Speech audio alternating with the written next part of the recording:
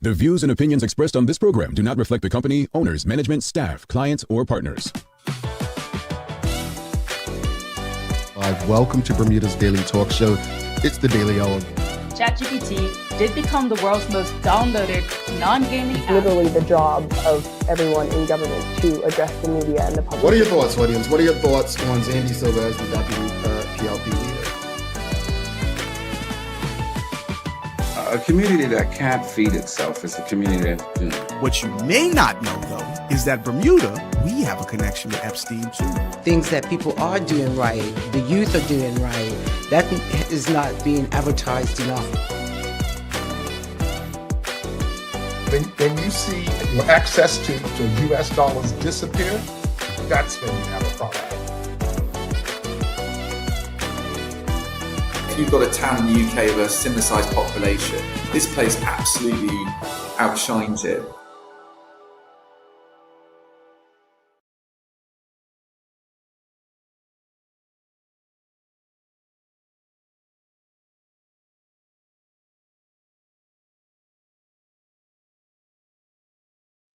It's Wednesday, the 11th day of February, 2026. Welcome to Bermuda's Daily Talk Show. This is the Daily Hour brought to you by the BAC Group of Companies, Medical House, HSBC Bermuda, Lindo's, People's Pharmacy, and big love to Hot 107.5 for ensuring that we can pump through the radio airwaves with these most important community conversations. I'm Jamel Hartman, and we'll have a news break from Teo Dill in a bit. How's everyone feeling? How are you all feeling? Everyone good?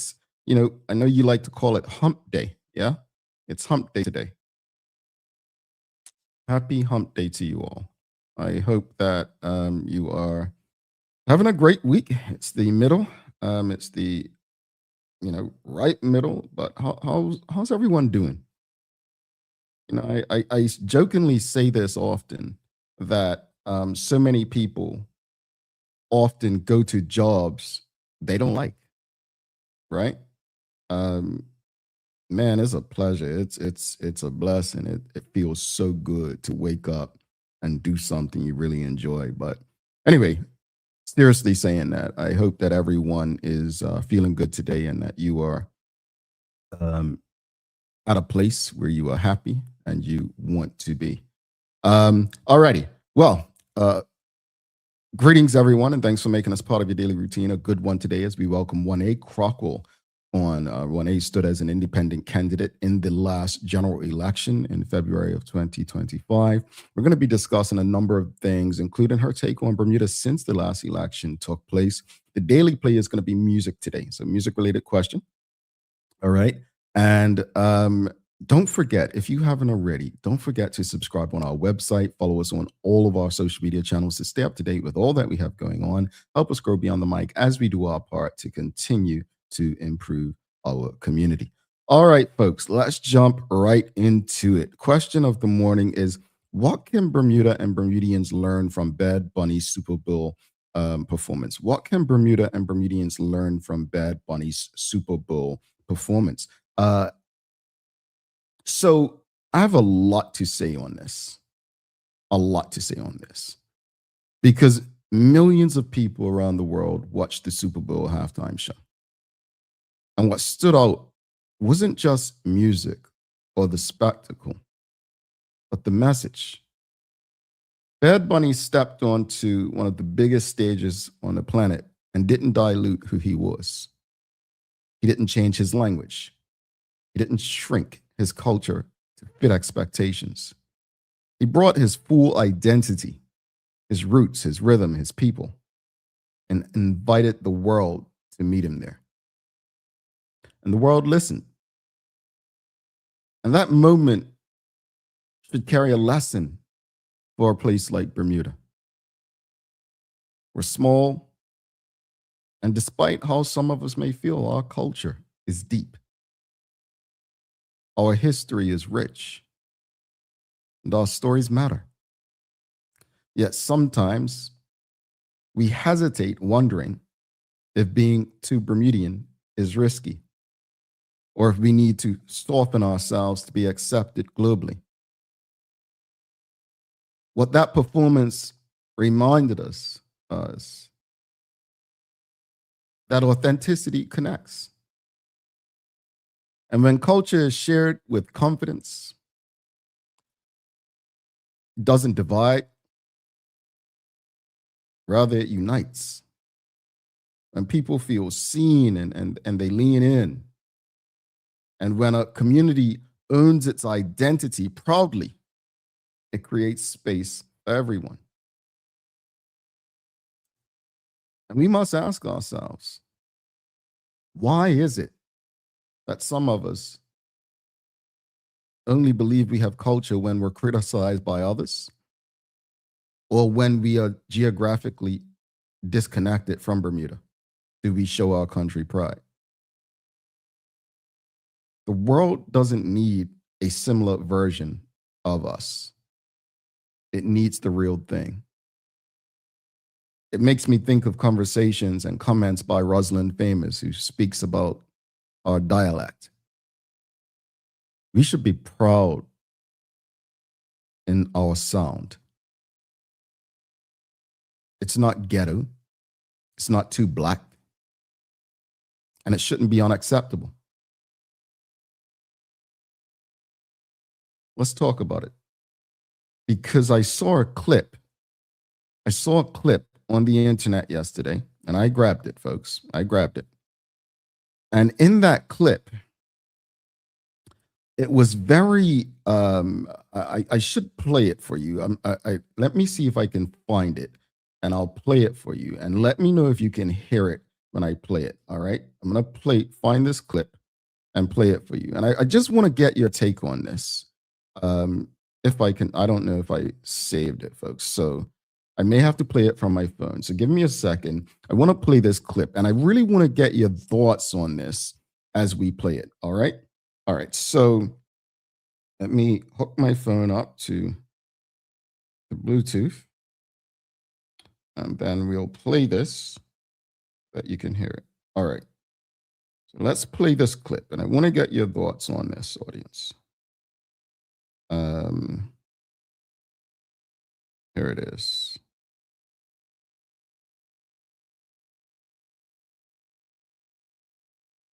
Is it not working? Oh. Praise for sending text messages. I wanted to make a comment about the halftime show.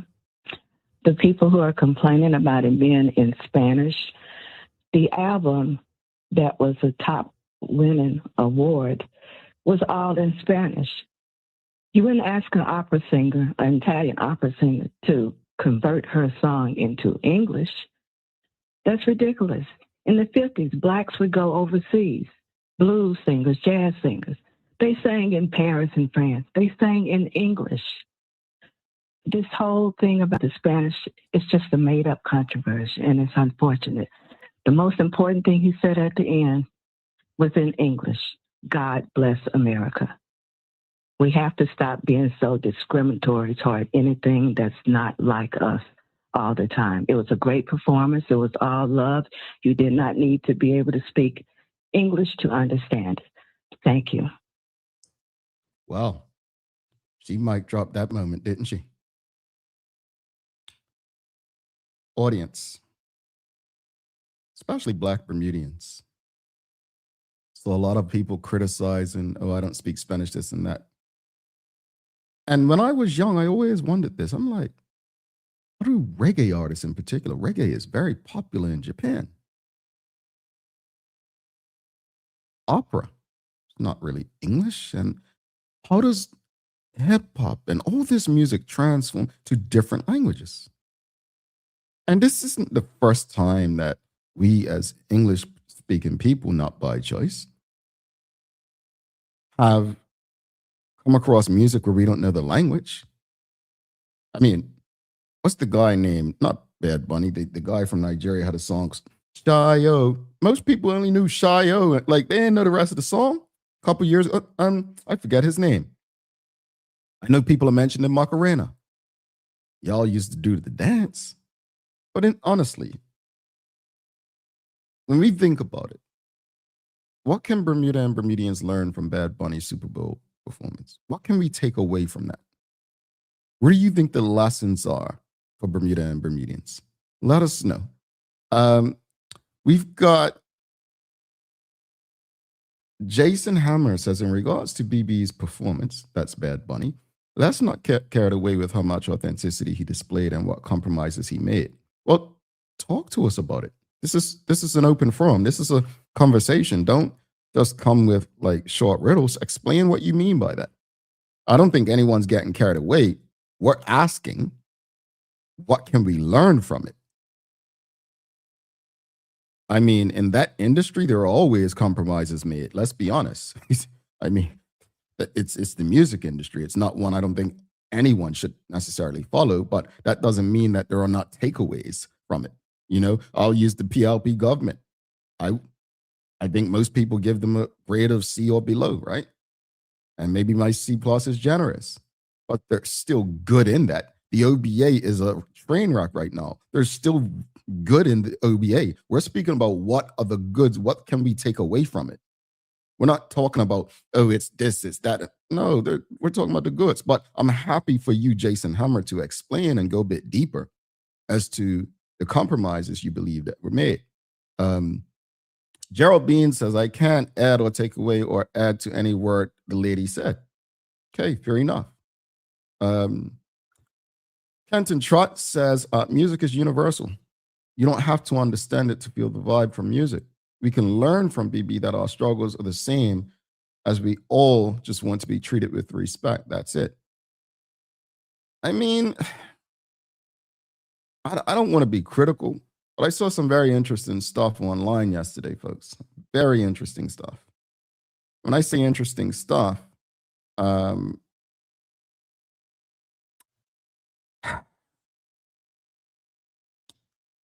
I saw people who didn't know that Bermuda was considered part of the Americas. And that's okay. You know, I mean, look, there are a lot of things that I don't know.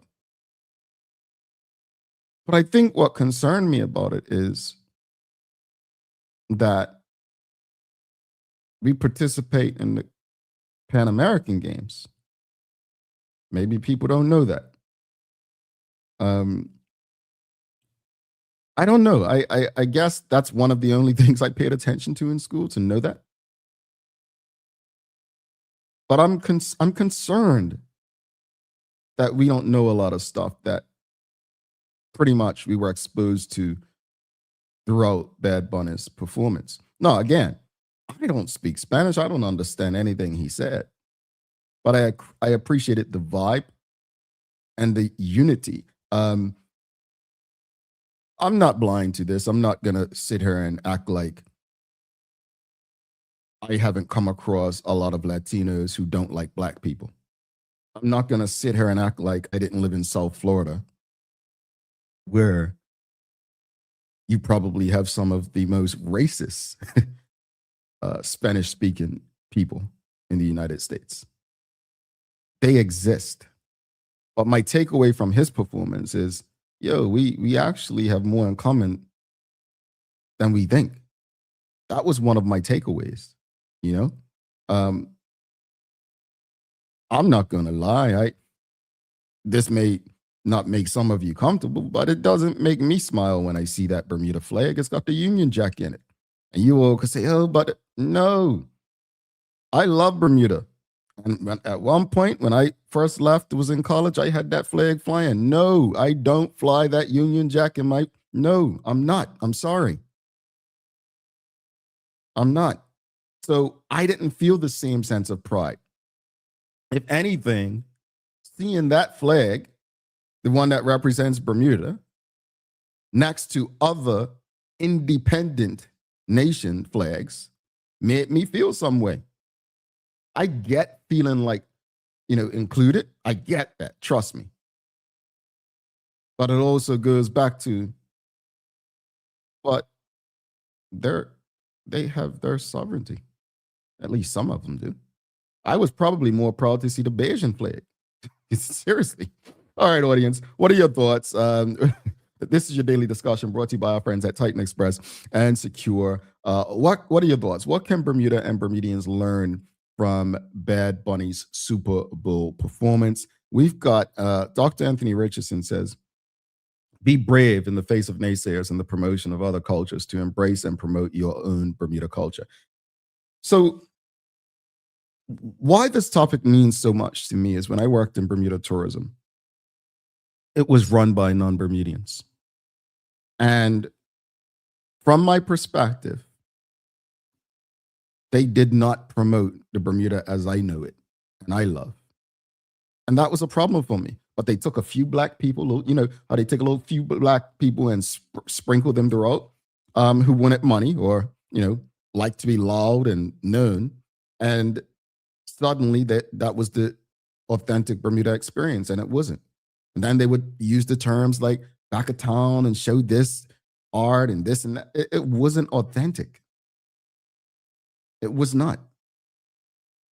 So that comment by Dr. Anthony Richardson, that hits home for me. Rosalind Famous says, I think one thing we can learn is that how colonization plays out in each country shapes each country's active resistance and ultimately the national identity.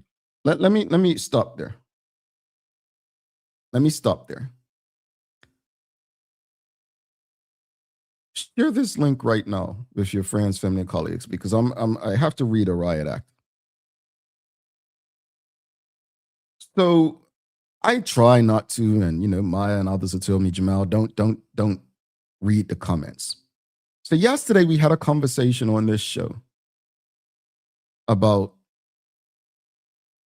the comments that were made by a former UK politician in regards to scraps of the empire and, you know, getting rid of territory such as Bermuda.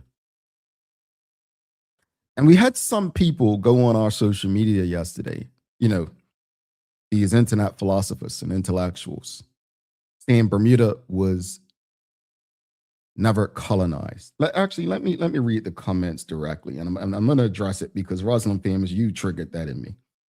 The comments basically said, we are owned by Britain, not a colony. We were not colonized. Owned by UK, controlled by USA, infrastructure by Canada. Another one says Bermuda was never colonized. People are so misinformed. Bermuda is an overseas territory of Britain. There was no one upon these islands of Bermuda to colonize. Okay, so let's clear it up. Let's clear up a little historical confusion that's been floating around lately. I've been hearing people say Bermuda wasn't colonized by Britain. Britain just owned it. And some even argue that because no one was living on the island when the English arrived, it was somehow doesn't count as colonization. Let's talk about it.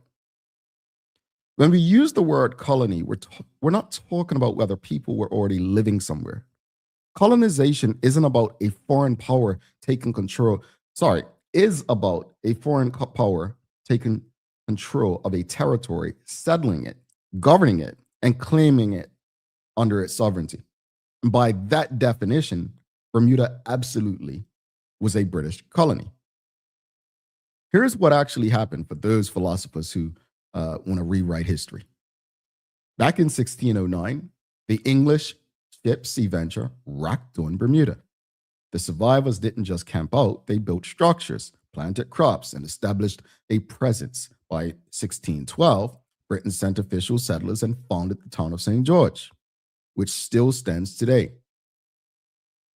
That's the moment Bermuda became a formal English colony. From there, Britain appointed governors, set up laws, controlled the land, and ran the island's affairs. That is textbook colonization. Whether the island was empty or bustling with people doesn't change the definition. Colonies are defined by who was there. Aren't defined. Colonies aren't defined by who was there before. They're defined by who takes control afterward. And here's the kicker for you all. Bermuda stayed a British colony for centuries. Today, it's what we call a British overseas territory, which literally is just a modern term for the handful of places that remained under British sovereignty after the colonial era ended. So, yes, Bermuda was colonized. It wasn't just owned. It wasn't just claimed. And it certainly wasn't some kind of honorary property. It was governed, settled, administered, and shaped under British colonial rule. History doesn't get less true because we wish it sounded different. Stop it. Please stop it. I beg you to stop it. I beg you. All right. Let's go back to the comments. Rosalind Famous says, I think, oh, sorry, read that one. She's the one that got me on my rant. Shamari Sky says, I learned I need to learn Spanish. It's becoming the second most important language in the United States, especially in Walmart. This guy. Jason Hammer says, agree. There were some great takeaways. One, demonstrated that love over hate and division. Two, showcasing your history, even when difficult parts of history like sugar plantations. And three, current PR as a colony. Indeed. Manuela says, there are many songs and languages that we may not understand, even though we enjoy the song. If we need to know the story, the translation can usually be found. Indeed. KJ says, KJ says, do or be something because it's your authentic desire to do or be exactly that, regardless of the critics. Indeed. We've got Larry Marshall says, same as it relates to the flag. I don't know what he's referring to, but indeed. Rosalind Famous says, living in Puerto Rico, there's a lot I could mention. Oh, I believe it. I believe it. By the way, just a yes or no question, audience. Yes or no? Was Bermuda ever colonized? Yes or no? Was Bermuda ever colonized? I want to know from you. Do you feel Bermuda was ever colonized? Just a yes or no. Because I just find it so interesting. So interesting that we are literally having that conversation. Was Bermuda ever colonized in your opinion? Let us know. Was Bermuda ever colonized? Oh, yeah. I don't know. This is your daily discussion brought to you by our friends at Titan Express and Secure. Sean Smith says yes. Dr. Anthony Richardson says yes. See, this is the answer I love. Rosalind Famous says it is still colonized, just different language. The language doesn't change the situation. Larry Marshall says yes. Manuela says yes. I'm disturbed. I'm disturbed that people think Bermuda was never a colony because there were no inhabitants here when the British came, when they were shipwrecked. That is, we've got to stop rewriting history for our comfort. We've got to stop doing that, folks. The internet's a dangerous place, folks. Let's show some love to Titan Express and Secure. Wow. The daily discussion is brought to you by Titan Express and Secure. Titan Express delivers safe, professional, and reliable transportation and tours across the island. From island tours to cultural experiences, they set the standard. And Secure is your go-to for property management, waste management, and residential and commercial services. Visit securebda.com. Professional, punctual, and reliable service is their commitment to you. All right. Let's go to Teo Dill for your Daily Hour News break. Dr. Patricia Chapman also says, yes, Bermuda was a colony. Suzanne Ingham says, we are a colony. Yep. Larry Marshall says, people push that narrative so they feel more comfortable. Absolutely. See, you're going to make me bring up conscription, but it's like a lot of Black men in their insecurity didn't want to admit, right? Because it's a weakness, right? To admit that they fell for the okie doke. When you were conscripted and you did, it was just, they made you believe you were a man for answering the call versus standing up and fighting against something that was wrong was considered weak. The games that people play with our minds, I just encourage people, man, honestly. Take the shackles off, man. Remove the shackles. I am disturbed, and to each their own, right? Some of you probably feel like that in the audience and don't want to say because you think I'm condemning you for your thoughts. It's okay. It's okay. Just because I highly disagree with you and I am disturbed by you believing or saying out loud that Bermuda was never colonized doesn't mean that you don't, your opinion is invalid. I just highly disagree with it, and I think it's disturbing. It's disturbing to me. Let's go to Teo Dill with the Daily Hour News Break.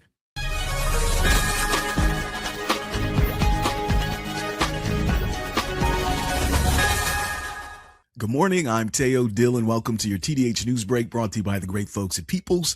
Not flowers this year. Better. Think luxury body care, clean skincare sets, or her favorite natural fragrance paired with specialty chocolate. We can almost feel the love, perfectly curated at Peoples. And Health Minister Kim Wilson is using Children's Mental Health Awareness Week to push a simple message. Our kids need real support, not judgment. She says young people are dealing with serious pressures right now: school stress, family issues, social dynamics, and the nonstop influence of the digital world. And we can't just brush it off like it's a phase. Minister Wilson also called out stigma as one of the biggest barriers, saying too many kids stay silent because they're afraid of being judged. Her message is basically check in, listen, be kind, and know when to encourage professional help, because youth mental health is everyone's responsibility. Now, this is particularly significant at this point in history, since recent UK data indicates that 1 in 4 teenagers use AI, like ChatGPT or Claude or Grok, for mental health support. Now, that might sound nuts, but it is true. Listen to them explain it for themselves in their own words. Like, you can speak to any kind of AI, Snapchat AI, and it's not a real person, but it kind of shows a little bit of affection. Do you see any downsides at all, or can you only see the benefits from it? Only the benefits, really. It's like non-judgmental, so yeah, that's it. It's like easily accessible, like you can just open your phone and like tell it what you feel about it. If I use ChatGPT to like say my problems, it can usually just calm me down and give me more confidence to relax and try sort things out. Now, climate change is undeniably a thing. This week's wicked cold temperatures validate that position pretty clearly. However, it's also starting to threaten credit ratings of dozens of countries, which is something that we here in Bermuda need to pay attention to in particular. Basically, major analysts are warning that as storms get stronger, sea levels rise, and infrastructure gets hammered more often, some countries could be seen as riskier to lend money to. And when credit ratings drop, borrowing gets more expensive, meaning higher interest rates, tighter budgets, and less room to invest in things like housing, healthcare, or hurricane resilience. For Bermuda, this matters because we're not just living through climate risk, we insure it, we finance it, and we're exposed to it. So the takeaway is pretty simple. Climate change is not just environmental anymore. It's becoming a global money story. Now, us non-Gen Zers generally think, and I think this is fair to say, that young people are just weird. Like, they enjoy NBA YoungBoy's music and say stuff like Sigma, and it just don't make sense. However, Bermuda's teenagers could be stranger, like, for example, their Chinese peers. It turns out the cool new trend in China is to adopt stuffed animals, to treat them like they're real children with legit birthday parties with invitations and the doll's favorite snacks on deck, cakes, the works. I am not kidding or exaggerating. See for yourself. At a glance, this is just any other orangutan stuffed toy, made by the Swedish furniture giant IKEA. But don't be mistaken, this could soon become someone's child, thanks to an outlandish trend in China, where Gen Z has a monkey on its back, quite literally. 2023 is the year of the monkey in China, but now its youth is taking this to an obnoxious level, where people are adopting stuffed orangutan toys, then bathing, clothing and feeding these toys, taking them for car rides, reading them bedtime stories, carrying them on vacations, and even throwing them birthday parties. Now, today's weather should start looking and feeling pretty decent, but do not get caught sleeping. This morning should be mainly dry and bright with a high around 67, so it'll be giving almost spring vibes for a few hours. Don't let the early sunshine fool you. The wind's going to turn all the way up. By midday, it should be breezy. By this evening, we're looking at strong gusts, possibly even pushing gale force overnight, especially with showers developing late. So yeah, nice start, but tonight should be a little dramatic. And that's your TDH News Break, brought to you by our friends at Peoples. I'm Teo Dill. Now back to the show. Thanks so much, Tay. Appreciate that, man. Yeah, before we went to the news break, we did ask, was Bermuda colonized? Jason Hammer says, no doubt at all, Bermuda was colonized and reparations are owed. Don't get me started. We've got Rosalind Famous says, just take a look at the laws surrounding our beaches to realize we are colonized. We are a colony. Yep. And what that means, if you look at, like, let's use California. If I remember correctly, all beaches in California are public. You don't own the beach. You may own the land near the beach. And look at how Bermuda is situated. Like, if you look at the south shore of the island, a lot of property over there, you can, those homes have their beaches. We can't just go, swimming over that side. So that runs deep. WKD Lamas is the question is, how are we not a colony? What is England a point of God? I didn't mention a lot I could have mentioned. Every decision or vote or piece of legislation in Bermuda has to be signed off by the governor. That's can't use that word on the radio. It's a colony, folks. It's a you know what? I'm going to ask Juanae Crockwell her opinion on this. I'm just disturbed. I'm disturbed. And I think one of the most dangerous weapons in the world in this current day and time is the internet.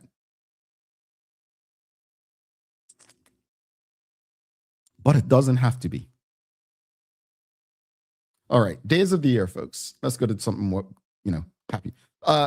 It's actually National Inventors Day here in the United States. So for National Inventors Day, I want to ask you all, what do you think to date? What is your favorite invention? Like, what do you think the best invention is so far? I'm just going to say it because every last one of us uses it.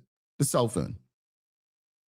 The cell phone is now our calculator, our camera, both still and video. It's our computer. For some, it's your TV control. Name it. The cell phone is your everything. So I'm going to, you know what? Maybe it's the greatest invention and the worst at the same, like the internet. It's the most dangerous invention. Well, let us know, audience. Let us know what's your favorite invention. We're going to take a quick break. After this break, we're coming back. We've got Juanae Crockwell. Really looking forward to the conversation with her. She was an independent candidate in last year's general election. So we've got some things to discuss. But let us know in the meantime. And also, if you're streaming with us on Facebook, LinkedIn, YouTube, or Instagram, give us a thumbs up, a love, a like. Make sure you share the conversation with your friends, your family, your colleagues. Stick with us. People's ACW, located at King Edward VII Memorial Hospital, carries over-the-counter medicines, toys, cards, and even toiletries. Our knowledgeable staff are there whether you're at emergency, visiting family, or a member of BHB staff, to show you our best even when you're feeling your worst. People's ACW, we're here for you.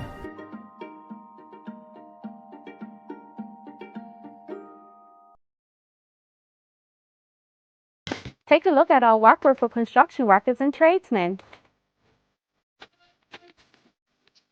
Durable, stretchable in all the right places, and plenty of options for tools and accessories. Paired with our wide range of tough and comfortable footwear, you can't go wrong. As you can see, Medical House really is a one-stop shop for everybody. We can't wait to see you. See it all at our new expanded location on Bakery Lane. Discover Drop It, your go-to grocery delivery. Browse and select from a wide range of groceries, from fresh produce to daily essentials. Our friendly drivers deliver fresh groceries to your door fast, saving you time and hassle. With Drop It, you get fresh groceries delivered fast so you can focus on what really matters. Drop It, freshness at your doorstep, delivered to your door with Lindo's. Why go anyplace else?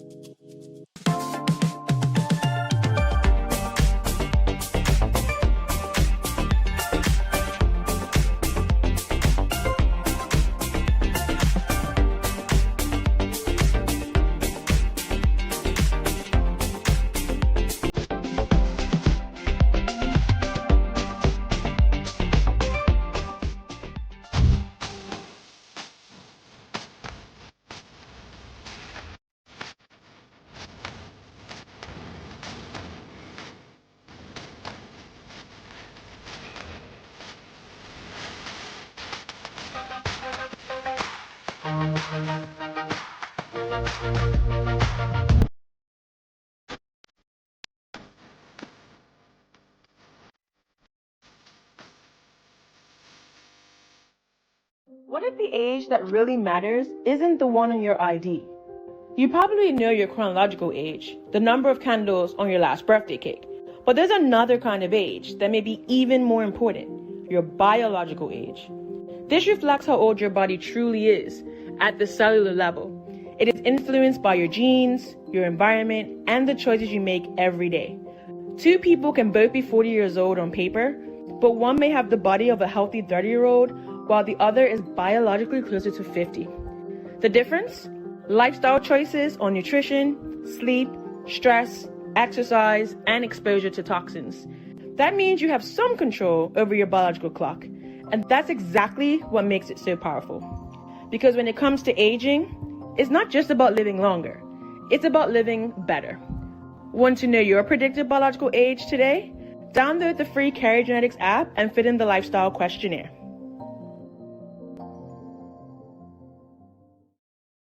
Alrighty, welcome back to the big show, folks. This is the Daily Hour brought to you by the BAC Group of Companies, HSBC Bermuda Medical House Lenders, People's Pharmacy, and big love to Hot 107.5 for ensuring we can pump through the radio airwaves on a regular basis with these most important community conversations. Folks, please do not forget to subscribe on our website, follow us on all of our social media channels to stay up to date with all that we have going on. Help us grow beyond the mic as we do our part to continue to improve our community. And do us a big favor before we bring our very special guest in for the day. If you are streaming with us on Facebook, if you are streaming with us on LinkedIn, if you are streaming with us on YouTube or Instagram, do us that big favor. It costs you nothing to do this right now. It costs you absolutely nothing. Just hit the like, love, follow, and share the link with your friends, family, and colleagues, because these conversations you all need to be a part of. We've got to stop the disturbing trend of spreading information that makes us feel good about ourselves, and make sure that we are ensuring that the truth is shared, not words that make us comfortable. All right. Without further ado, she was an independent candidate in the February 2025 general election, and she is so much more than a politician, a community advocate, someone who speaks up and challenges things that we believe will improve and make Bermuda a better place. Let's give a warm TDH welcome to Juanae Crockwell. Greetings. Good morning. How are you? Good morning. Good morning, Jamal. I am good. How are you? Oh, I'm disturbed. I am. So look, they say, Jamal, don't look at the comments because you know, and I'm like, but that's the engaging part. We gotta read. Don't look at the comments, Jamal. I gotta ask your opinion. I mean, that's not what you're here to discuss, but okay. I gotta again, I think the internet's so dangerous, but it doesn't have to be. It could be a valuable tool, like AI. AI could be so. I'm waiting for AI to help, give us a cure to cancer and diseases. That's what I want to see it used for, right? But when you hear stuff like, well, I don't even know how you feel. How do you feel? Do you feel like Bermuda was ever a colony? Absolutely, yes. So when you hear people trying to rewrite history, and this is not political, this is just in life general. When you hear people trying to rewrite history or shape narratives in favor of how they want to feel. As someone who's a community advocate, how do you approach that? Because this is why I could never get into politics, because I'm gonna call somebody stupid. Wow. We don't go around calling people stupid. Yeah. But you touched on something which explains why we do what we do, and it's really psychological. You said we shape narratives that help us feel good. And as a community, we are guilty of that because we don't like facing some uncomfortable truths. And so that filters into people, right? And sometimes people don't want to face those uncomfortable truths. And as long as there is room for another narrative to be developed, people will do that. So I think the key really is education. The question is, why would any Bermudian who, and I don't know who made the comment or anything like that, but why would any Bermudian who has been through any kind of Bermudian education be unclear about that part of our history? You know what? Again, I don't know who made the comments. This is social media. This, user 1256, whatever. I don't know. It could be my sisters or my cousin. No, my sisters or my family, but I just don't know. But again, this is why I could never get into politics, because again, you all will call me Donald Trump because I'm just going to say how some opinions make me feel. It doesn't mean I think less of the person, but I think we have to be comfortable. I say things on this show where people are like, yeah, that's dumb. I'm okay with that. I am. But I think the point you're making is education solves all of this. Education solves all of this. Education solves this. Being willing to just share the honest truth. Like, we like to make things, fluff things up because it makes us feel better, right? Yeah. And I get it. Yeah. But progress comes from, facing these uncomfortable truths. And I think, I listen to the Daily Hour every day. So we appreciate it. I listen if my kids driving into work on Hot 107.5. So happy about that. But when we talk about the independence conversation, and that's not what I came on here to talk about either. Right. But we're, as a community, we're gonna struggle to get there because as a community, we're not confronting how we got here, like where we are now. Right. And so to talk about national identity, to talk about independence, sovereignty, there's a conversation that has to happen at the grassroots level first about identity as Bermudians and what that means. Because,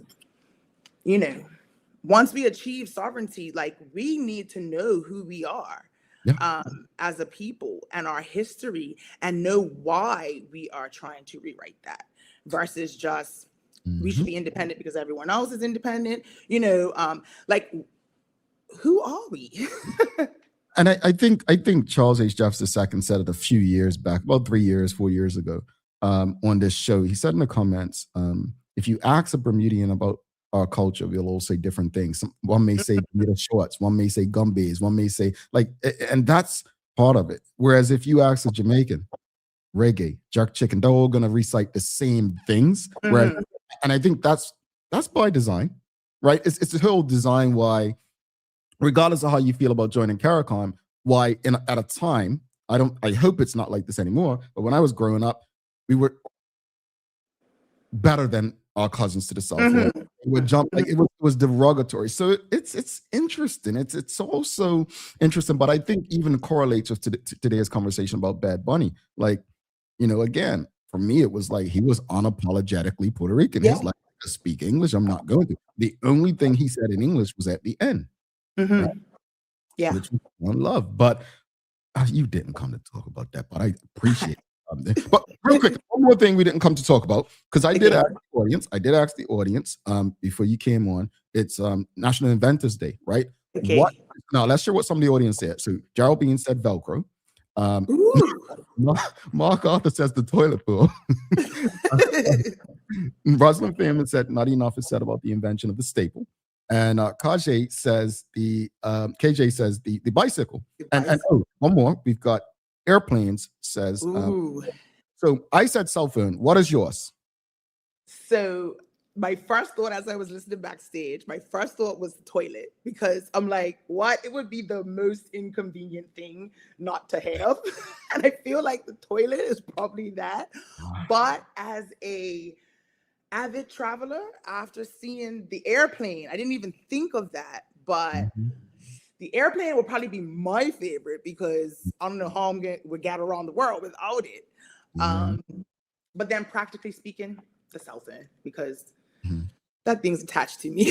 So, I don't know if that's good or bad, like you said, but it is most certainly the invention that I use the most, and it's like integrated into my entire life. So yeah, I think that question made me really think about needs versus wants, because I said this and I'm like, toilet would probably make more sense for me, knowing my hygiene, and I'm I don't want to imagine life without a toilet. Without a toilet, yeah. And I Ross Maven said anything medical, absolutely. Oh right, see.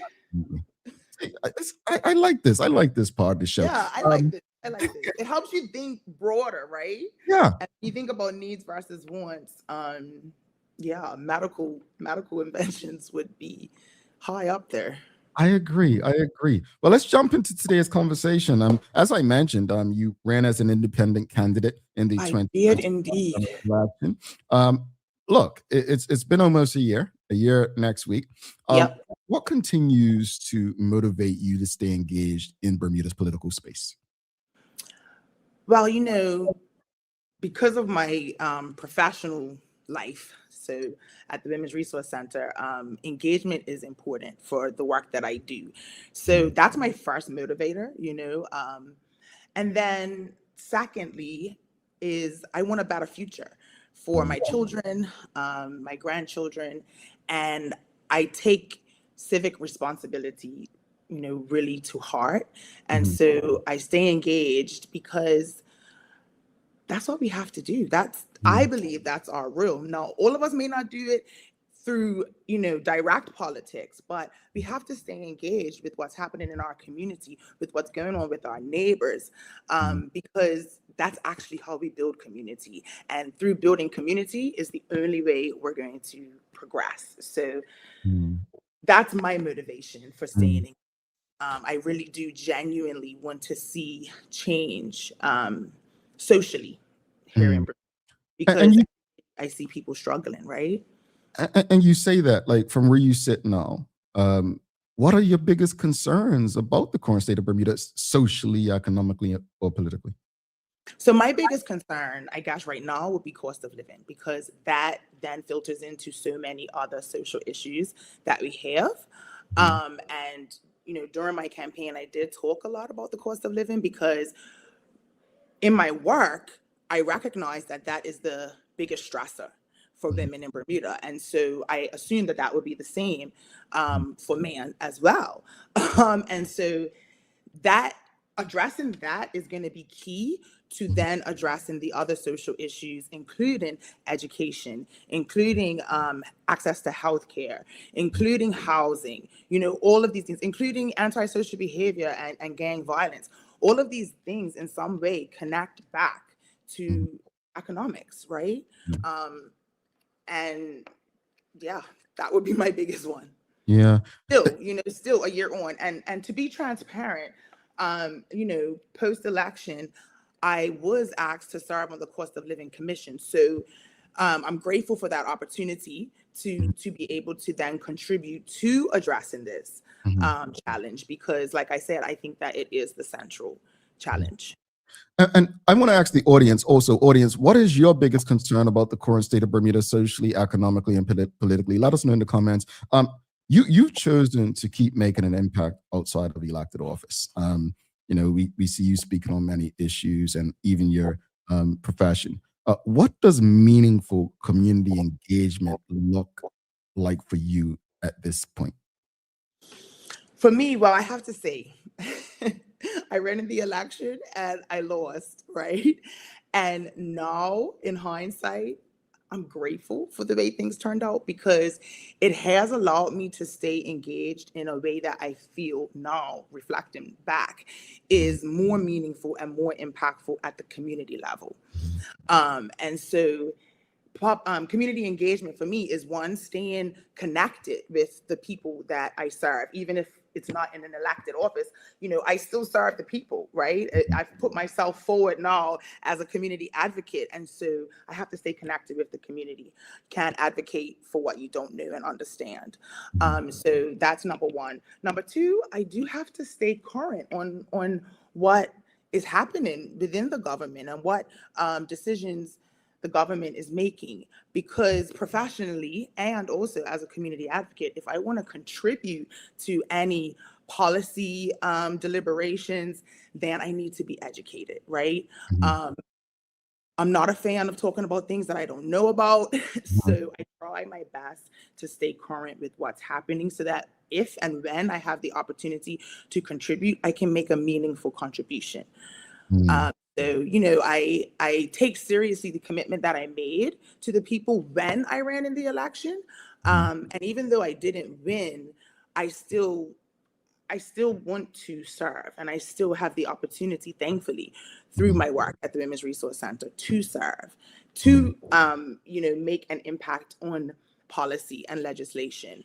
I'm proud that I still have great working relationships with government ministers, with opposition MPs. I have those relationships, and that's important. To be able to make an impact, that's important.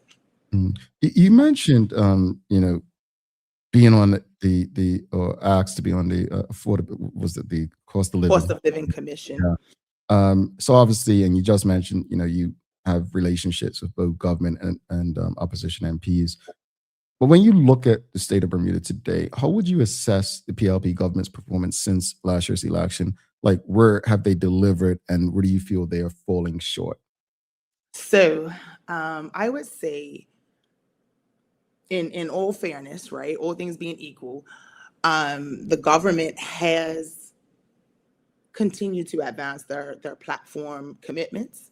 I think that now, having been appointed as a commissioner and seeing like the internal mechanisms, I recognize that the process is much more laborious than many of us in the community would think. And so I now appreciate that things take time to get it right. Things take time. And so I will say that the government is doing well in advancing some of its platform promises, such as addressing affordability in Bermuda, electoral reform. I think they're struggling in the area of education, but they are doing work. Now, the challenge, I think, on the other side, as a community member, is that things aren't happening fast enough for the community to actually feel relief as it relates to the cost of living, and to feel confident as it relates to progress in other social issues. So it's kind of like a 6 one way, half a dozen the other, because I do know, because of the work that I do, that the government is progressing on certain initiatives. But as a community member, it still feels like, hey, it's been a year, things are moving too slow. That's how it feels. So what grade would you give them if you were their professor? I would give them a solid C plus. And Wow. the plus is coming from the fact that I do have direct involvement to know that work is being done. Somebody who doesn't might grade differently, right? So that's why I said I have to be fair. So it's interesting you say that, because I said, obviously, I gave him a C plus yesterday, and I missed that part. yeah, I said C plus. Taj gave him a C minus. So we had a vote in the TDH group. My C plus was the highest, but I try to be very unbiased in sharing my opinion, and I think it would be it's obviously a bias to say F, right? Yes. I think we're not being honest with ourselves, and the reason I gave a C plus, you all know I call the PLP out when I feel like it's necessary. I do. I just, regardless of the political party. But something when they said is what I said yesterday is kind of like, they are trying to do we have to. Well, whether or not it's coming to fruition in the time we want it to, that's the key part. So like the affordability stuff, it's an attempt, right, at trying to make something happen. No, do something in the short term while you try to figure something out in the long term. I appreciate that. They are trying to, with the roads, they are doing certain things. So for me, as an honest, Bermudian, I just feel like, you know what, the C plus. Now a C plus can go either way. If they don't continue to build, that can go towards the C minus D F place. But if they continue and they start to do things that make sense, for instance, David Burt, the premier of Bermuda, is away a lot in the Middle East. No, in fairness, we never know whether a premier is going to go remember as good or not until years after, right? We really don't know. But at this point in time, I often say that, in my opinion, as of right now, I think he will go down as one of Bermuda's worst premiers. That could change. My opinion may change next week if something came through, and I'm like, man, see, patience. This was not going to happen overnight. So I think I think we have to give ourselves grace, to be honest, and make non-emotional decisions. And speaking of emotion, well, it's very emotional, right? You've been emotional in that space previously many years ago. And so how do you, as a person who's been in that space and you're still involved in that space, how do you manage the emotions of constituents? Because people vote on emotion. I'm a very practical person in the sense that I'm certainly not like when I was canvassing, I was very clear, I alone can't solve Bermuda's issues, right? And so when we talk about managing emotions, I think it's also about managing expectations, because emotions come as a result of unmet expectations. And so when I was going door to door, I was really focused on, a systems change. And I said, we've been operating within this system for how long? And if we want to see meaningful change, we might want to consider systems change. And so people felt nervous about that. And unfortunately, there isn't anything that I or any other independent candidate could have said to ease that feeling of nervousness, because it's new. It's new. It's not something that we've really seen before. And so for me, I chose to just be straightforward and honest about that, because I don't believe in, leading people on, telling them what they want to hear, create a space for them to express how they feel, and then let them know what I'm willing and able to do to help our country. Yeah, I think that's important. I do think that we have to manage our expectations better. And I think that's part of the reason many of us got upset with it. Me, and I just want to go back to, I'll use Dr. Ewart Brown. I would say at the time, I think he's the worst premier ever. I did not like it. And I remember, I believe it may have been Glenn Jones at the time at Bermuda Sun saying, you won't really be able to measure his impact until years later. And when you look back, a lot of the things that came to fruition or that we were fighting for, Dr. Brown had tried to push, like gaming, right? He was trying to push it at that time. The GPS and cabs, they pushed back on. Now they have it.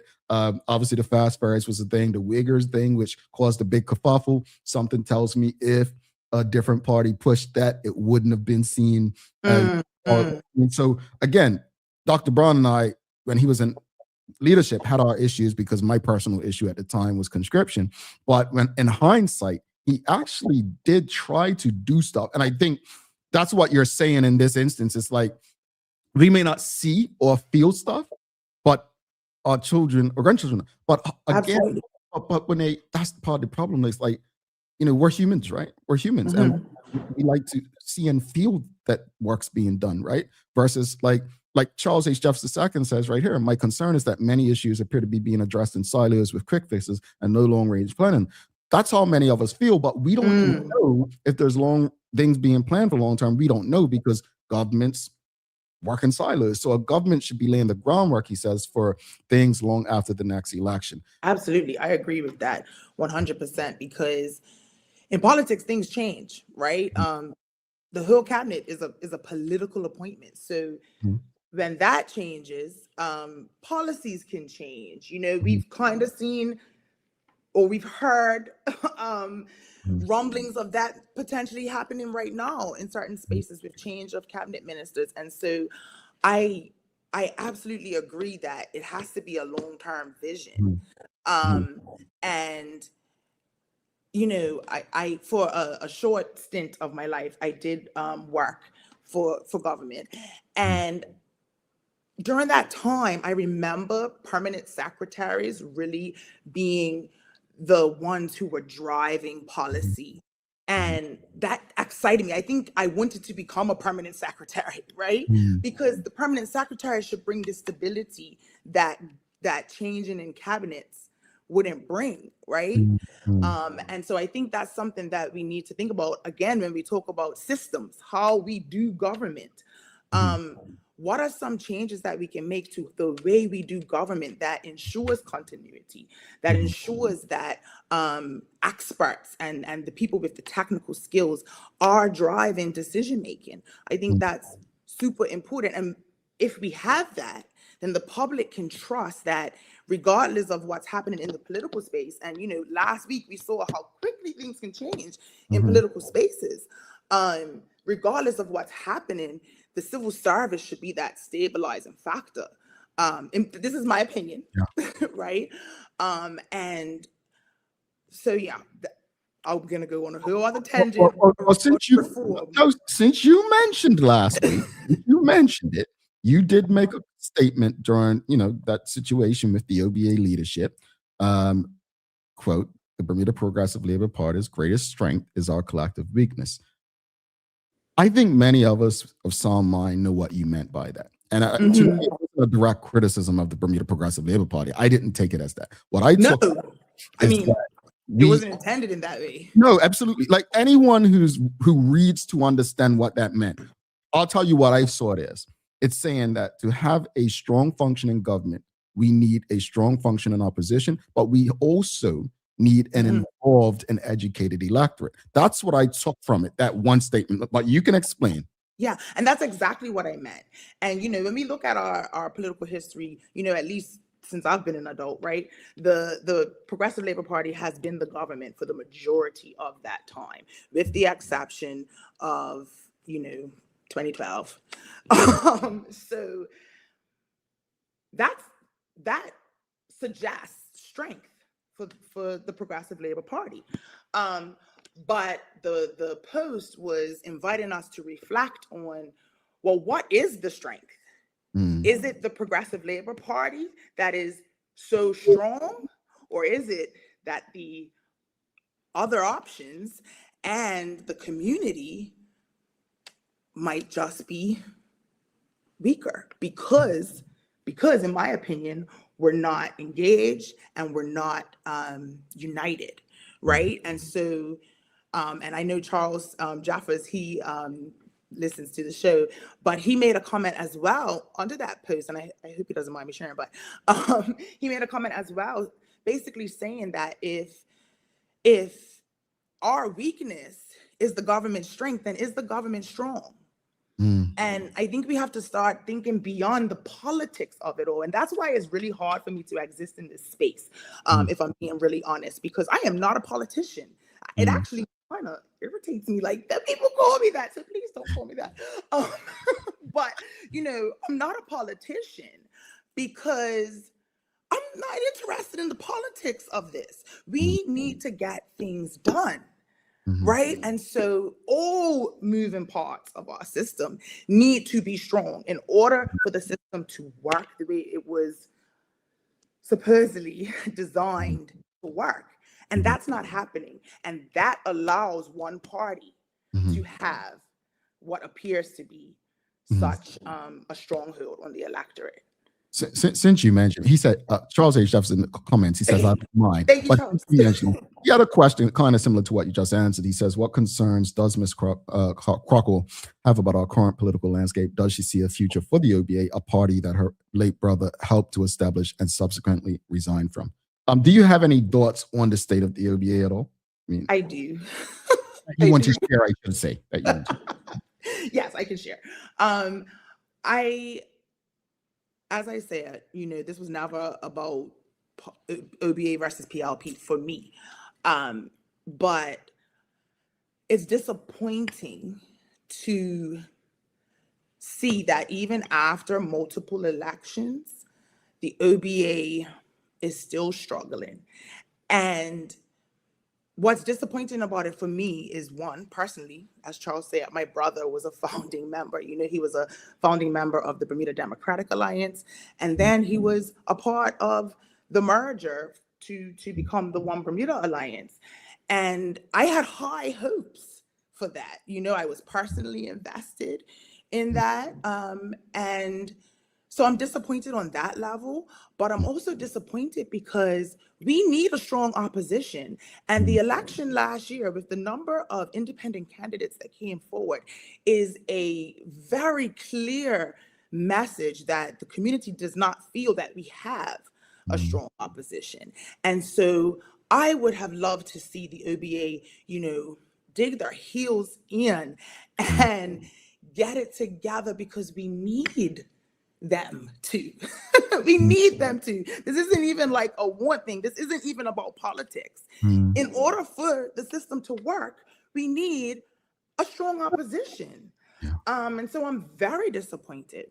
But that also being said, I recognize that in politics, things happen, personalities get involved, right? Differences of opinion and values come up. You know, I lived through that by, you know, walking alongside my brother through that.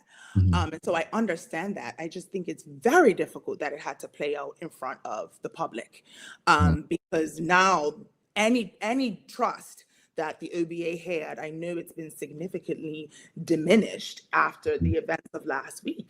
And for those of us who aren't even OBA members or supporters, who just need to see a strong opposition for the betterment of our country, you know, it puts us in a weird position, because do they have enough time to rebuild and strengthen so that they can be a viable option in another election?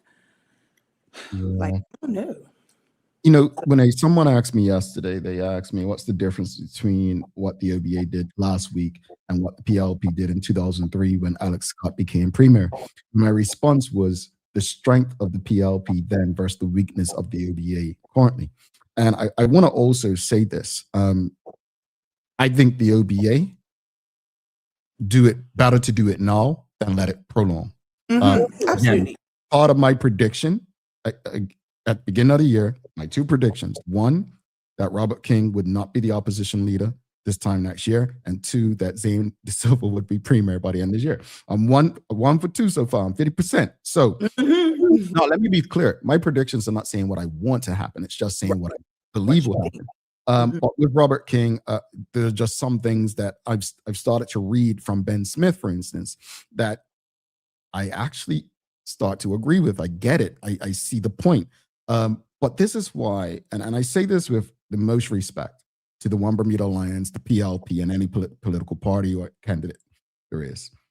This is why you have to get people involved.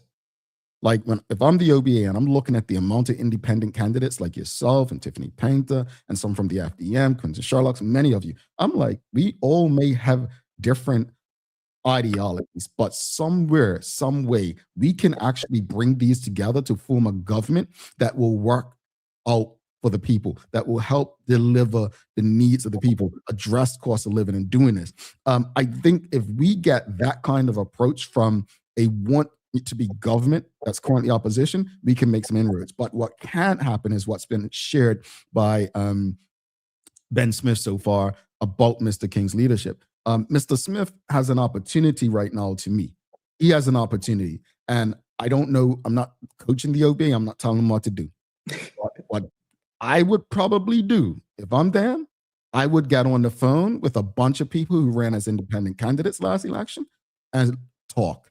Forget this constitution nonsense, right? The PLP's thing, it talks about independence. When's the last time you heard a premier from the PLP push independence? So you got to sway, because times change. What existed or made sense for the OBA 2 years ago may not make sense today. You all need to start putting that olive branch out and pulling people in, not as a political party, but as people who love Bermuda and want to make a difference politically, legislatively, and deliver policies that are going to solve the problems that are facing the electorate, man. Yeah. No, I'm trying to choose my words because I don't want it to come across as something I don't mean, but I believe that it was probably better. And you know what? You mentioned this, I think, on one of the shows recently. One of the biggest mistakes was the merger, the BDA with the UBP. Right? No, I don't claim to be like a political strategist and stuff, because I'm absolutely not. But I don't understand that strategy, right? Now, looking on with more experience. And so I wonder if the people are still looking for that fresh, new, untainted option. And I had hoped that independence could be that, you know, and I don't know exactly what my future will be like. If an election was called tomorrow, I certainly would not be running. But in the future, you know, I'm curious as to what the electorate really wants. Because right now they don't have options really, right? Solid options, PLP and the OBA. And so we vote according to that. But I just wonder what the people feel, because, you know, I think the BDA maybe could have been the government today had they Been stayed the patient. course, you Yeah. know? And that's the other thing, if I could just quickly add, changing something of this magnitude takes time. And I mentioned it as far as, you know, the government and their timeline, but also if we're looking for a change in government, I think we all feel like it's time for a change, because it's been a long time, right? It's time for a change. And it's going to take time for us to develop what that change is. But we have to make a commitment to pursue the change. Right now, as an electorate, we're just sticking with what is. And then nothing's going to change. If nothing changes, nothing changes. And so what I would love to see, you know, is a commitment from the electorate to pursue change and have serious conversations about what that looks like. Because really, we should be driving the change. We should be driving the change. You know, I know the government is doing their electoral reform, and, you know, I believe they're going to be looking at several different aspects of electoral reform, not just absentee ballots. And so this is an opportunity for the public to really get engaged about what systems change we want to see in our country. I'm glad you said that, because the whole electoral reform, a lot of people, and we had the minister on this week, Diallo Bain, think it's just about absentee ballots. Talking about campaign finance, and I don't think people understand how important that is, campaign finance. This now gives us the opportunity to see, so this person's getting a contract because they help finance that, you know, campaign. That's big, and it's something I think we need to talk about on a high level. Go ahead. Yeah, and beyond those two items, you know, there was talk about reviewing the number of members of parliament and all those kind of things. And that's the stuff, I mean, I got excited about that, because that's the stuff that I think we need to be looking at when we talk about that continuity for the future. It's a balance between addressing the immediate issues and also developing a better way of governing.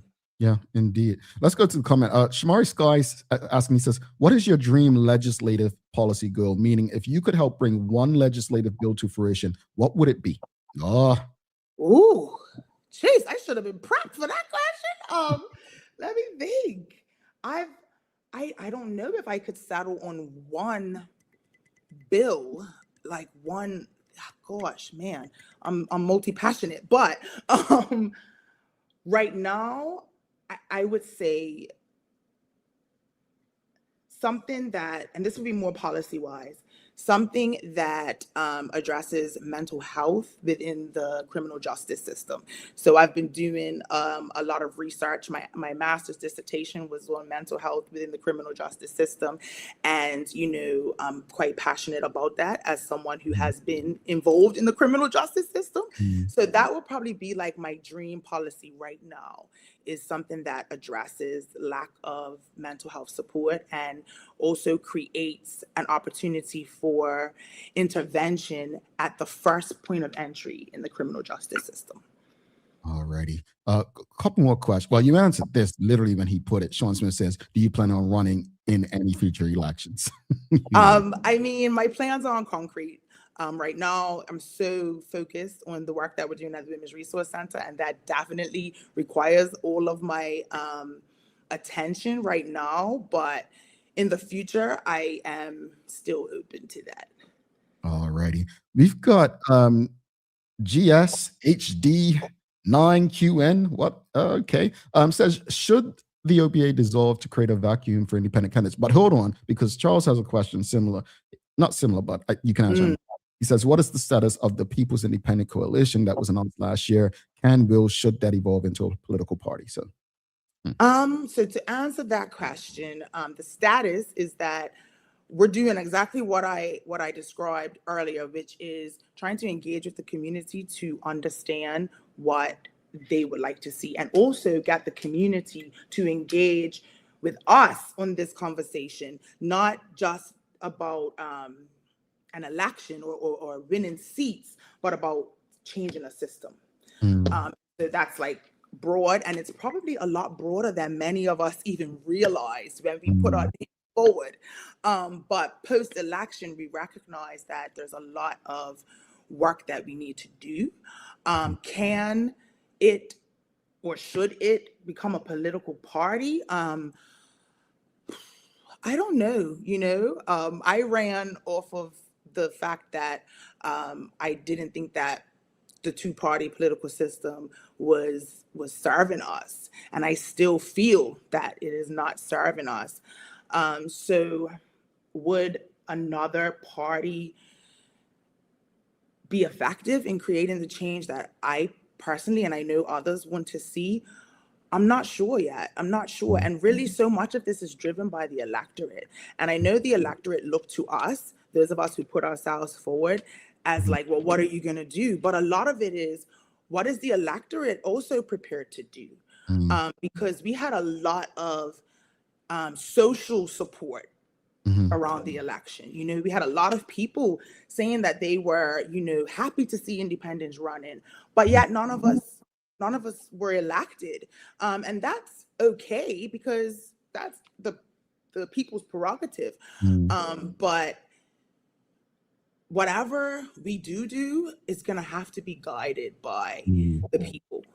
Because if I was to ever hold a seat in government, I would be representing the people. So it's less about, for me, it's less about what I want, but more about what we need. And I think that's what we're trying to figure out right now. Right. I love that.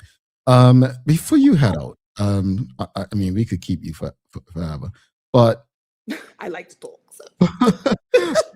For Bermudians who feel disillusioned with party politics, what would you say about the power of independent voices and civic action beyond the ballot box? It's honestly like an underrated thing. Like, I don't know why we're not all out here collectively raising our voices, because when we look at any movement of the past, they have all been people-led. It's never been just the government did something amazing and it changed the country. It was always people-led. And so if you are disillusioned with the state of politics, then you need to get engaged in some way. Whether that's continuing to stay current on political affairs, what's happening in the space, whether it's having conversations with your peers and making sure that your peers are educated too.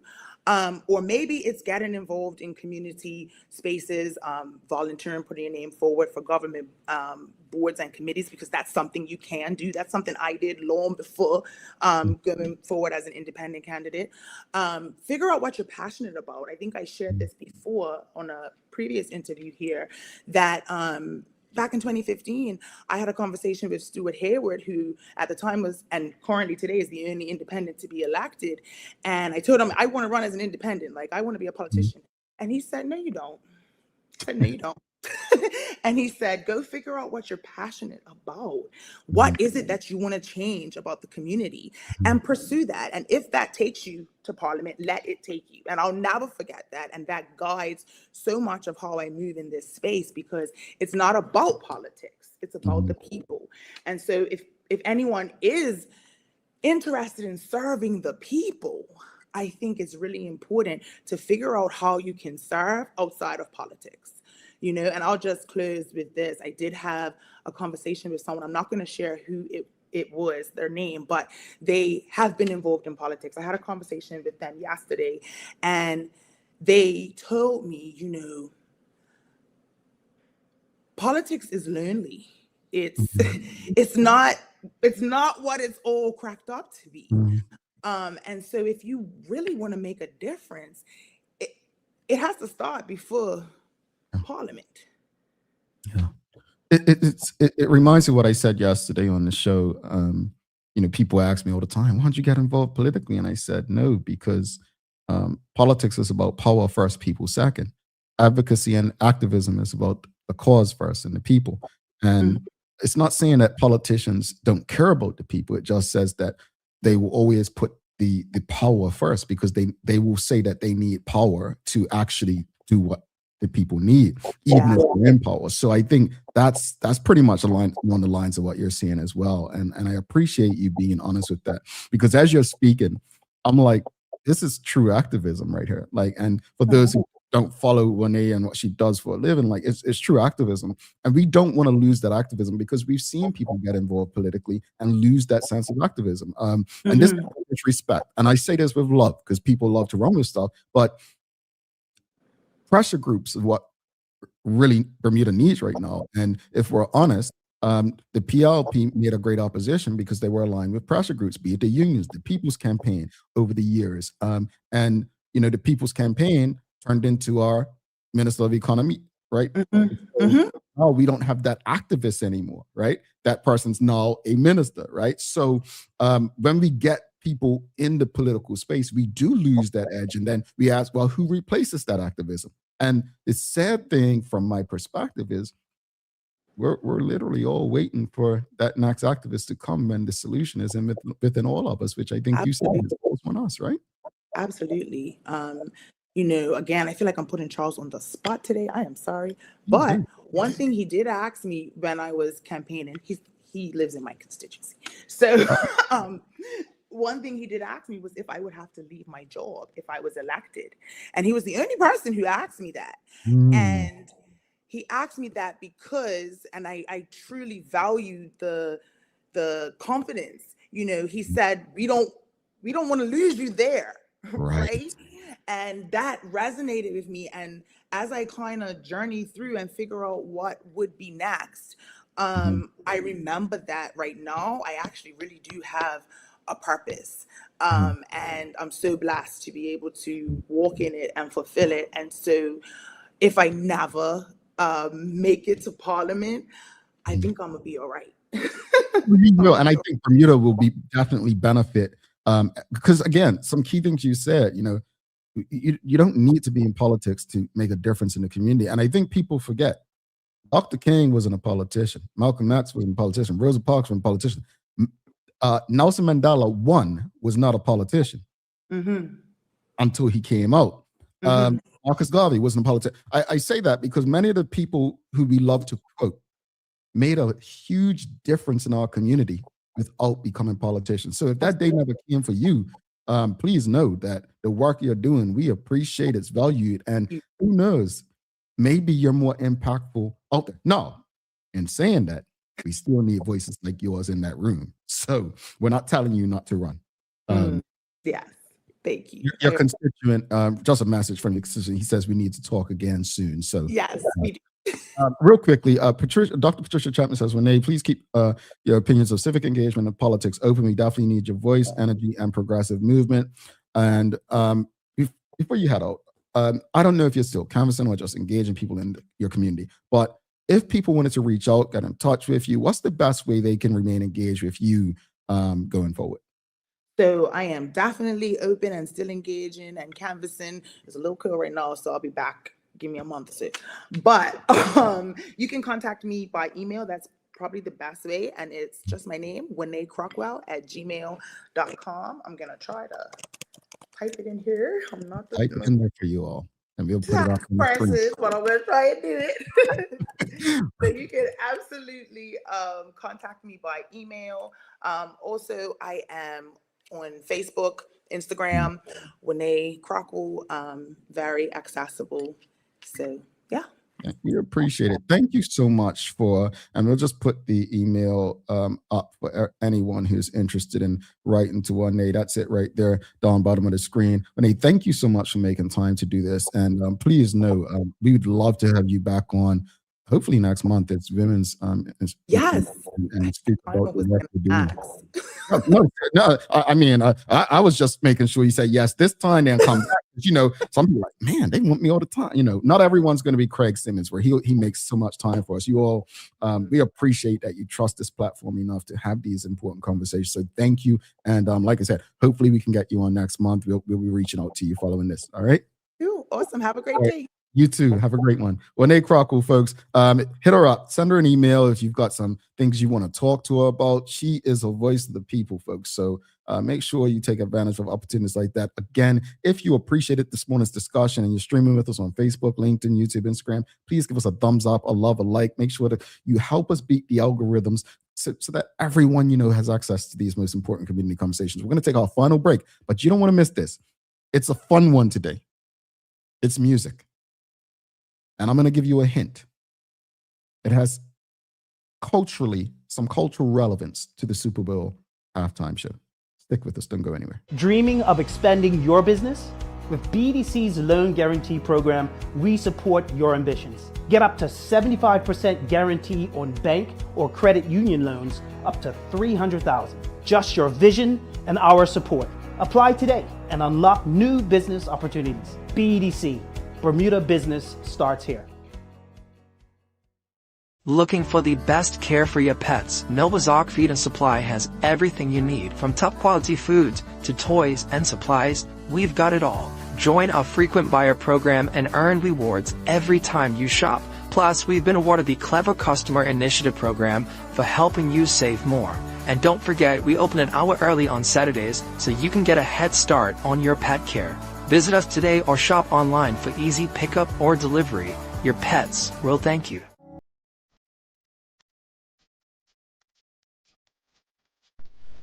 For over 70 years, Bermuda Pest Control has been protecting homes and businesses island-wide.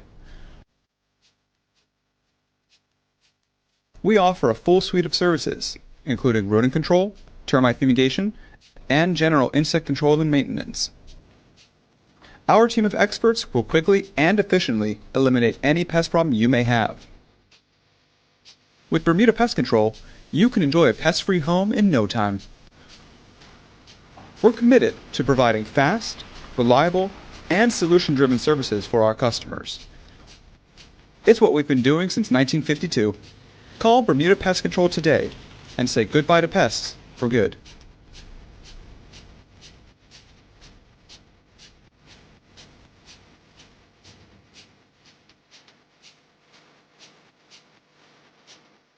Every space has a message, whether it's a store, a government office, or a doctor's waiting room. With Store Tunes Radio, transform your environment with customized music and professional messaging that keeps people informed, engaged, and at ease. Easy to use, built for organizations of every kind. Powered by Bermuda Communications Group. Store Tunes Radio, the soundtrack to better customer experiences. Visit StoreTunesRadio.com to learn more.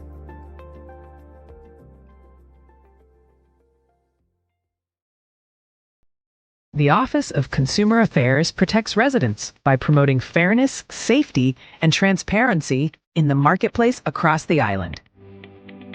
We investigate complaints, manage recalls, educate the public, and enforce consumer protection laws to ensure fair treatment for all. Our team supports consumers by resolving disputes, providing guidance, and helping residents understand their rights and responsibilities. We work with businesses to encourage compliance, ethical practices, and trust, helping create a stable and competitive economy. Through education, enforcement, and outreach, Consumer Affairs helps keep Bermuda's marketplace safe, informed, and accountable.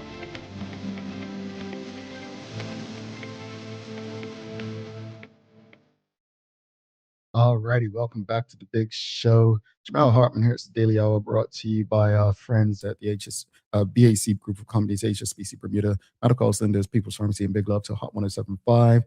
Thanks again to Juanae Crockwell for stopping by. Again, folks, if you're streaming with us and appreciated that conversation, please give us a thumbs up, a love, a like. Make sure you share the conversation with your friends, your family, your colleagues. It's time for the Daily Play, brought to you by Bermuda Trivia, now available at stores throughout Bermuda. Follow Bermuda Trivia on Facebook, Instagram, Twitter, X, and TikTok to find out why it's Bermuda's favorite trivia game. All right, are you ready, folks? It is music today. Again, I said this one will be in honor of the halftime show. According to the song by Carlos Santana and the product G&B, where was Maria from?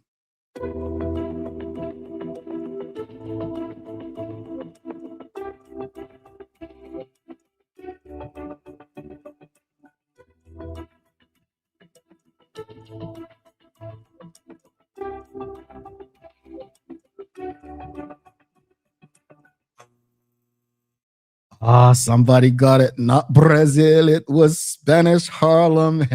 NTS Catrice Ackerman. Yes, Spanish Harlem. San Juan. No, it was Spanish Harlem. Spanish Harlem. You all are on fire. You all are on fire. Got a few Puerto Ricos, but you all on fire. You got it. Spanish Harlem. Spanish Harlem. Yeah, Spanish Harlem. Yeah, you had to exactly. You had to sing it. You had to sing it. Maria Maria. Yes, that and that will give some love to all of the Latino community out there who show love and spread love. But let's wrap it up, folks. I want to go to a comment in a few, but as far as this morning's discussion about what we can learn from Bad Bunny's performance, I said I didn't understand anything that Bad Bunny said, but just because we don't understand things doesn't mean we can't appreciate them. I get it. He could have been saying some bad things about me, right? But the expression didn't show that. The expression showed unity, art in all forms. And for years, I always questioned, how do artists who are singing in English go to other countries where they don't speak it? How are they able to connect with those audiences? And you realize that, like the world's game, football, the language is in the art, the entertainment, and the connection with the audiences. And that, to me, is one of the biggest takeaways from Bad Bunny's performance, is sometimes we have to go beyond our political, religious beliefs and ideologies and love beyond boundaries. As far as the conversation with Juanae, I am grateful that she trusts this platform enough to come on and have these conversations. As she speaks, I think to myself, this is the kind of advocacy that we need from all of us. And you don't have to be politically vested or have an interest in being a politician to love and speak up for your country. You know, one of the things that motivates me every day in doing what I do, not just on this show, but owning a business as a Black Bermudian male who doesn't really come from wealth. Well, I don't come from wealth. Doesn't. But I have to work for what I have. Because I'm outspoken about topics that make people uncomfortable, that makes the challenge even greater at times. And I'm okay with that. Because what I'm trying to get people to understand is that you don't necessarily have to compromise who you are or conform to what society deems right to be able to make a difference for the people who you love in your community. And so I say that because you're doing yourself no justice to sit in silence while things burn around you. If you're unhappy with the education system and you have a child in the education system, you're hurting your child. You're not going to lose a job for being honest. And if you do, then that's not the place you need to be. We need more Juanae Crockwells in the community. We really do. And my hope is that her appearance inspires others. Her words inspire you. As it relates to your daily inspiration, I'm going to go back to people who like to rewrite history and put their own meanings to things to make themselves feel more comfortable or less of who they become.